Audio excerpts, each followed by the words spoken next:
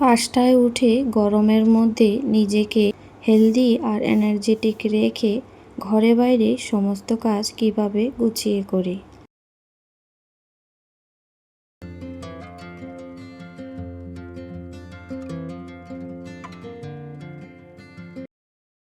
নমস্কার, শুভ সকাল সবাইকে। অনেক স্বাগত আমার পরিবারে। আমি পিঙ্কি ত্রিপুরা থেকে বলছি। আশা করছি সবাই খুব ভালো আছেন, সুস্থ আছেন। আমিও ভালো আছি। তাই প্রতিদিনের মতো আজকে আবারও চলে এলাম নতুন আরেকটি সকালে ব্লগ নিয়ে। নতুন সকালের নতুন শুরুটা ভোর 5টা থেকেই হয়েছে। এখন কিন্তু ভোর বললে 5টা হবে না, মানে 5টা বলতে এখন অনেকটাই ফর্সা হয়ে যায় সকালে। তো 5টায় ঘুম থেকে উঠে ফ্রেশ হয়ে হাঁটতে গিয়েছিলাম। হেঁটে এসে কিন্তু এখন ঘরের কাজে লেগে পড়েছি। সব জায়গায় প্রচুর পরিমাণে গরম, কিন্তু আমাদের এদিকে কিছুদিন গরম পড়লে আবার কিন্তু মাঝে মধ্যে বৃষ্টি হয়ে যায়।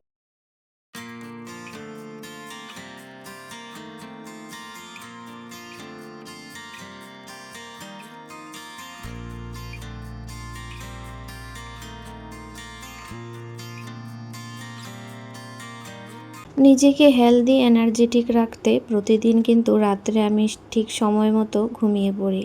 তো সেই জন্য তাড়াতাড়ি ঘুমানোর ফলে সকালে কিন্তু তাড়াতাড়ি ঘুম থেকে উঠতে পারি, আর শরীরটা কিন্তু বেশ হেলদি আর এনার্জেটিক মনে হয়। তো সকালটাও শুরু করতে একটু হাঁটা ব্যায়াম দিয়ে শুরু করলেও শরীরটা বেশ ভালো আর ফুরফুরে লাগে। তারপর কাজ করতেও সেরকম দুর্বলতা কিন্তু মনে হয় না। তো সোফাটা ঝেড়ে নিয়েছিলাম। সারাদিন বসে বসে ওই সোফার মধ্যে আঁকাউকি কাটাকুটি করতে থাকে কাগজপত্র নিয়ে। তো ওই সব কিছু না, মানে কোনায় কানায় ঢুকে থাকে। তো সেটাকে বাইরে নিয়ে ঝেড়ে ঝুড়ে পেতে নিলাম, কারণ ঘরটা ঝাড় দিয়ে নিয়েছিলাম, আগে ঝাড়িনি সেজন্য। আর বেডশিটের কাপড়টাও বাইরে থেকে ঝেড়ে নিয়ে আসছিলাম। যেহেতু ঘরটা আগে থেকে ঝাড় দিয়ে দিয়েছিলাম, তো তারপর যেই কালকেও বৃষ্টি হয়েছে, তো সেজন্য ছাদটা ভেজা আছে। তো তারপরে ভাবলাম ভালো করে একটু ঝাড় দিয়ে দিই, কারণ চারিদিকেই নোংরা, ইটের কণা, বালু এসব পায়ে হাঁটার সময় কিন্তু লাগছে, আর দেখতেও ভালো লাগছে না। তো ভাবলাম যে বাইরের জায়গাটা একটু পরিষ্কার করে নিই।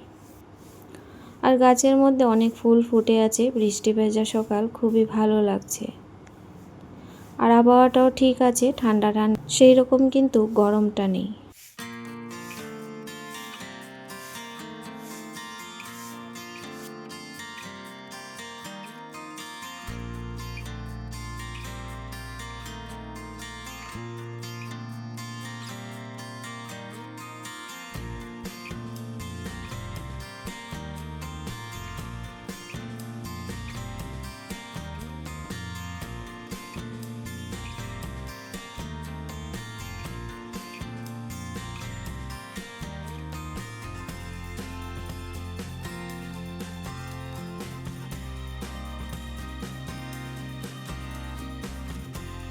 তো সব জায়গাতেই প্রচুর পরিমাণ গরম পড়েছে, কিন্তু আমাদের নর্থ ইস্ট বা ত্রিপুরা, মানে ওইদিকে কিন্তু মাঝে মধ্যে ঝড় বৃষ্টি হয়ে যায়। সেই জন্য গরমটা কিন্তু আমরা সেইভাবে অনুভব করতে পারি না।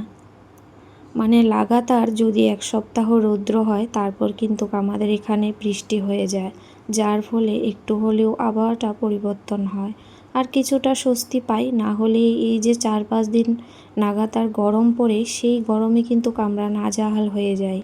আর কলকাতা অন্যান্য জায়গায় দেখেছি প্রচুর গরম। আপনারা বলছেন যে বৃষ্টি হচ্ছে না, সত্যিই তো বৃষ্টি না হলে শরীর কিন্তু খুবই খারাপ হয়ে যায়। আর ভগবানের কীরকম খেলা আর প্রকৃতির কী নিয়ম, কোনো জায়গায় বরফ পড়ছে, কোনো জায়গায় প্রচুর গরম, কখনো বৃষ্টি হয় না।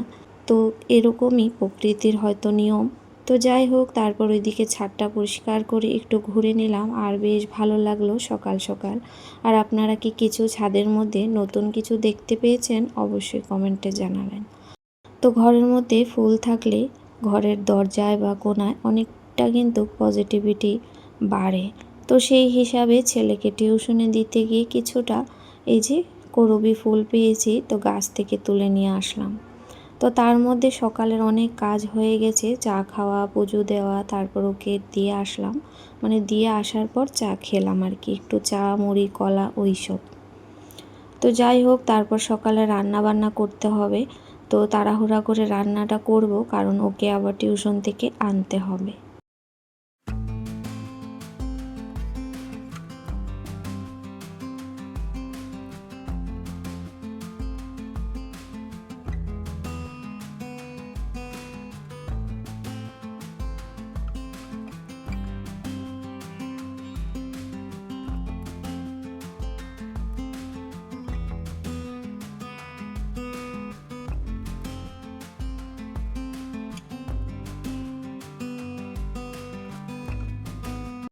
একদম সময় নষ্ট না করে কিন্তু সব দিকেই সামলাবো। এদিকে রান্নাও চাপাবো, সাথে সবজিপাতি সমস্তটাই কাটবো। আর সবজিপাতি সমস্ত কিছু কেটে নিয়ে যদি বসতাম তাহলে আমার লেট হয়ে যেত আর ওকে আনতে পারবো না, সেই হিসেবে কিন্তু কাজগুলি আমি করে নিচ্ছি। ওইদিকে ডালটা সিটি দিয়েছি, ভাতটা বসালাম আর মাছটা ধুয়ে ভাজাতে বসিয়েছি। আর এদিকে রান্নার জন্য যা যা রান্না করব সমস্ত সবজি কিন্তু কেটে নিচ্ছি। করব হচ্ছে ভিন্ডি আলু রসা মাছ দিয়ে, আর সাথে গাঁঠি রান্না করব। তো ওইদিকে একটু করলা নিয়েছি, 2-3 পিস করলা ভাজা করব, আর সাথে পটল ভাজা। তো প্রতিদিন তো করা হয় না, সময়ের অভাবও এখন। তো যাই হোক, আর কারকোল করলা এইসব ভাজা কিন্তু গরম গরম ভাতে খুবই ভালো লাগে। তো গাঁঠিগুলো দেখতে উপর থেকে বেশ ভালো, যখন কাটতে যাই সবগুলাই কিন্তু মোটামুটি নষ্ট।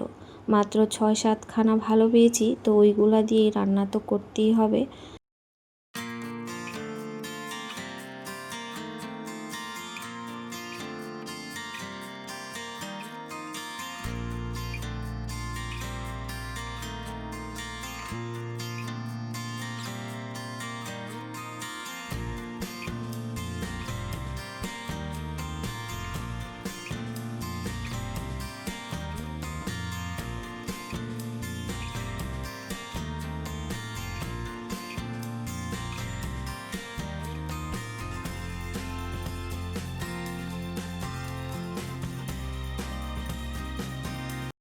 রান্নাটা যাতে তাড়াতাড়ি হয় আর গ্যাসটাও একটু সেভ হয়, সেই জন্য কিন্তু আমি কেটলিতে 1 কেটলি গরম জল বসিয়ে দিয়েছিলাম। আর সবজির মধ্যে এমনিতেও গরম জল দিলে সবজির টেস্টটা ভালো থাকে। তো তাড়াতাড়ির জন্য কিন্তু 2টো কড়াইতে রান্না বসিয়ে দিয়েছি। আর ওইদিকে দেখছি যে কালো করে মেঘ করেছে, হাওয়া ছুটছে, আবার বৃষ্টি আসবে। দেখতেই পাচ্ছেন আকাশের অবস্থা। তো ওইদিকে ঝটপট করে রান্নাটা করছি, কারণ লাইটটা কিন্তু এখনই চলে যাবে। তাই মনে হচ্ছিল ঝড় বৃষ্টি আসার আগে কিন্তু লাইট কেটে নেয়। তারপর ওইদিকে ছাদে আবার কাপড় তুলতে যেতে হবে, দৌড়ে ওই দিকটায় আবার গেলাম। তো এই সব মিলিয়ে সকালের যে দৌড়াদৌড়ি ব্যস্ততা এভাবেই চলে। তো বন্ধুরা, আমার প্রতিদিনের লাইফস্টাইল ব্লগ আপনাদের কাছে যদি ভালো লেগে থাকে চ্যানেলটিকে অবশ্যই সাবস্ক্রাইব করে একটা লাইক করে দেবেন, আর পারলে শেয়ার করবেন। আর যারা আগে থেকে এই কাজটি করেছেন সবার জন্য অন্তর থেকে রইল অনেক ভালোবাসা। তো রান্নাবান্না শেষে ওকে নিয়ে আসলাম, তারপর ওইদিকে গ্যাস চুলা সমস্ত কিছু কিন্তু পরিষ্কার করে নিয়েছি। তো এই ছিল আজকে রান্নাবান্না, আর পটল করলা ভাজা করেছিলাম, ডালও করেছিলাম। তারপর ওইদিকে তো অনেকগুলি আম রয়েছে, তো ভাবলাম অনেকগুলি ভিডিওতে দেখেছি সাবু মাখা এরকম করে করতে, তো ভাবলাম আমিও বানিয়ে দেখি কীরকম টেস্ট হয়। তো ওইদিকে কিছুটা কাজু কেটে নিয়েছি, একটু আম পেস্ট করে নিলাম। লাইট ছিল না, ওই ইনভার্টার দিয়েই একটু তাড়াহুড়ার মধ্যে কিন্তু করে নিয়েছি। তো লাইট না থাকলে ভিডিও করতেও ভালো লাগে না, আর ভিডিওগুলো অন্ধকার আসে, সেজন্য নিজের থেকে কিন্তু ভালো লাগে না। তো প্রায়শই লাইট থাকে না, লাইট নেই আর কি বলবো। তো একটা কলা এদিকে কেটে নিয়েছি, আর সাবুটাকে একটু ফুটিয়ে নিয়েছিলাম কড়াইয়ের মধ্যে। তারপর এই যে এখন দুধ দিয়ে ওর মধ্যে সমস্ত যা কিছু দেওয়ার দিয়েছি, আর কিছুটা নারকেল কুচি করে নিয়েছি। আর এখানে কিছুটা মিল্ক মেড আর চিনি তো সাথে আগেই দিয়েছিলাম আমটা যখন মিক্সিতে ঘুরিয়েছিলাম। তো যাই হোক, এখন সমস্ত কিছু মিশিয়ে নিচ্ছি। এতটা লোভনীয় লাগছে দেখতে, আর খেতে তো বেশ ভালো লেগেছিল, যেহেতু দুধটা ফ্রিজ থেকে দিয়েছিলাম ঠান্ডা ঠান্ডা। তো এটা কিন্তু উপোসের দিনও খাওয়া যাবে, আর পেটটা কিন্তু বেশ ভরা ভরা থাকবে। তো এখানে হেলদি একটা টেস্টি সাবু মাখা হয়েছে, খুবই ভালো লেগেছে। তো যতটা খেতে পেরেছি খেলাম, আর কিন্তু বাকিটা ফ্রিজে রেখে দিয়েছি।